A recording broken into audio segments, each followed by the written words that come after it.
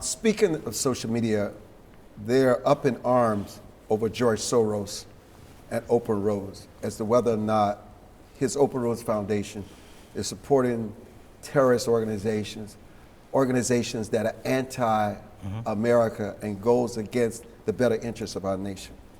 So organizations, I can't speak to that directly.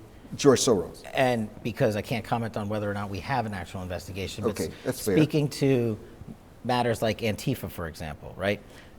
And the new EO that the president signed and their designations giving us authorities that we never had. What we are able to do is the one thing I've done my entire career under investigations: follow the money.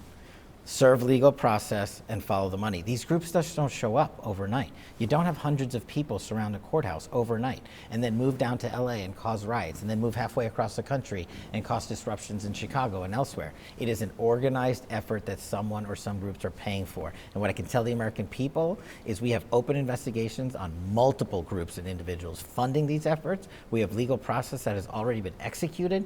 The search warrant results are coming in. Should the U.S. formally designate the domestic groups as terrorist organization? If not, what's, Mr. Director, the right to RICO, material support analogs, or case-by-case prosecutions that avoid criminalizing an ideology? Yes, I think Antifa, specifically speaking, as an example, we have to recognize these groups for what they are. If we as a society just allow these riots to continue, then we as a society are going to be engulfed by the criminal activity these people are doing. LA, you can't attack law enforcement. You can't throw rocks and boulders at law enforcement. You can't in DC assault law enforcement. In Portland, you can't set fire to a federal building and get away with it. How is that acceptable? And it's all being caused. It's not individual acts of violence. It is organized anarchy and chaos.